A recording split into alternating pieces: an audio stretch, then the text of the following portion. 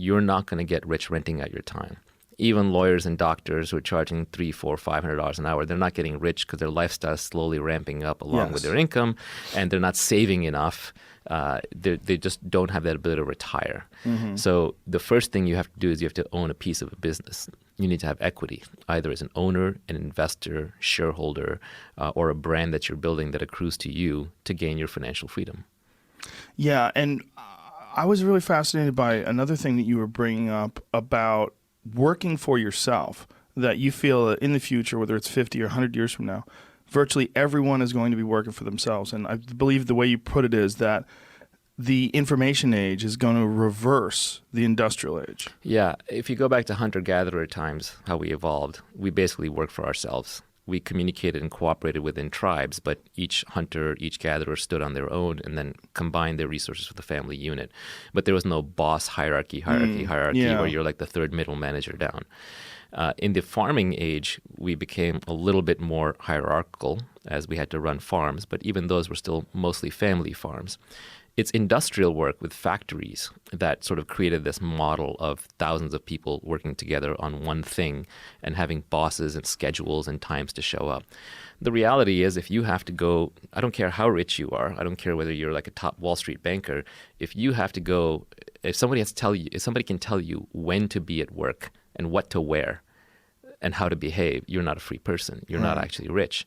So we're in this model now where we think it's all about employment and jobs. And intrinsic in that is that I have to work for somebody else.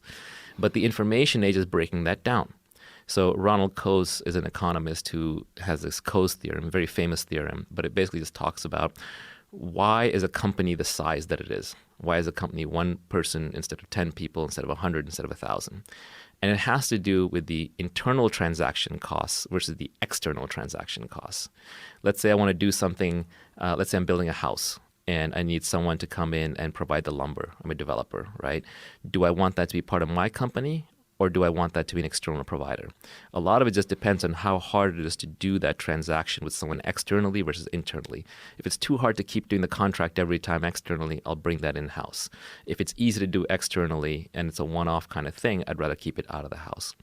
Well, information technology is making it easier and easier to do these transactions externally. It's becoming much easier to communicate with people. Gig economy, I can send you small amounts of money. I can hire you through an app. I can rate you afterwards. So we're seeing an atomization of the firm. We're seeing the optimal size of the firm shrinking. It's most obvious in Silicon Valley. Tons and tons of startups constantly coming up and shaving off little pieces of businesses from large companies and turning them into huge markets. So what looked like the small little vacation rental market on Craigslist is now suddenly blown up into Airbnb. This is one example. That's a great example. But what I think we're going to see is, whether it's 10, 20, 50, 100 years from now, high quality work will be available. We're not talking about now driving an Uber. We're talking about super high quality work will be available in a gig fashion, where you'll wake up in the morning, your phone will buzz, and you'll have 5 different jobs from people who have worked with you in the past or have been referred to you. It's kind of like how Hollywood already works a little bit with how they organize for a project. You decide whether to take the project or not. The contract is right there on the spot. You get paid a certain amount. You get rated every day or every week. You get the money delivered. And then when you're done working, you turn it off and you go to Tahiti or wherever you want to spend the next 3 months. And I think the smart people have already started figuring out that the internet enables this, and they're starting to work more and more remotely on their own schedule, on their own time, on their own place, with their own friends, in their own way. And that's actually how we are the most productive. So the information revolution, by making it easier to communicate, connect, and cooperate, is allowing us to go back to working for ourselves. And that is my ultimate dream. Even when I run a company and I have employees, I always tell those people, hey, I'm going to help you start your company when you're ready, because I think that's the highest calling. Maybe not everybody will get there, but it would be fine if we were even working a 10-person company or a 20-person company is way better than working in a 1,000-person company or 10,000-person company. So this idea that we're all factory-like cogs in a machine who are specialized and have to do things by rote memorization or instruction is going to go away, and we're going to go back to being small groups of creative bands of individuals setting out to do missions.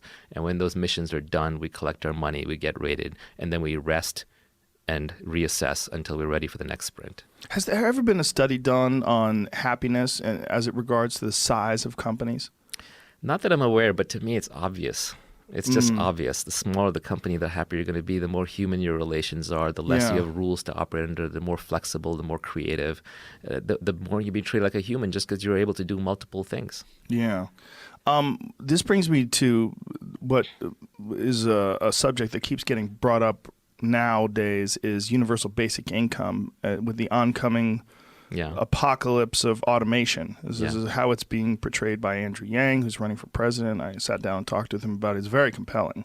And he's a very smart guy, and he's an entrepreneur himself. And when he starts talking about automation and how it's going to just eliminate massive amounts of jobs and leave people stranded, what do you? When I know you're a guy who thinks about the future, and I'm going to take the unpopular point of view on this. I think it's a non-solution to a non-problem. And I mean that in the sense that automation has been happening since the dawn of time. Man, when electricity came along, that put a lot of people out of work. Did it? Right? A lot of people carrying buckets of water and lighting lamps and all those kinds of things. And this was the concern with factories as well. Yeah, right? Everything. Literally every single thing that comes Even along. the printing press. Absolutely. Right? Sure. And what it does is it frees people up for new creative work. So the question is not, is automation going to eliminate jobs?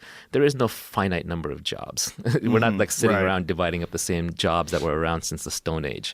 So obviously new jobs are being created, and they're usually better jobs, more creative jobs. So the question is, how quickly is this transition going to happen? And what kinds of jobs will be eliminated, and what kinds of jobs will be created? It's impossible looking forward to predict what kinds of jobs will be created. If I told you 10 years ago that podcaster was going to be a job, or that playing video games is going to be a job, or commentating on video games is going to be a job, you would have laughed me out of the room. Those are nonsense jobs, but yet here we are. So society will always create new jobs. Civilization creates new jobs, but it's impossible to predict what those jobs are. So the question is, how quickly is that transition happening? Well, the reality is, even though everybody keeps talking about this automation apocalypse, we're at a record low unemployment. Explain that. Where's the transition? Donald Trump. That's how it...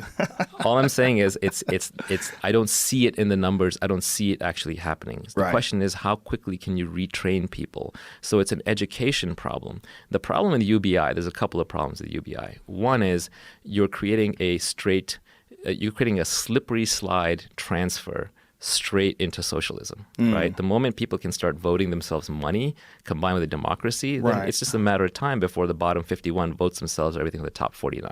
Yeah.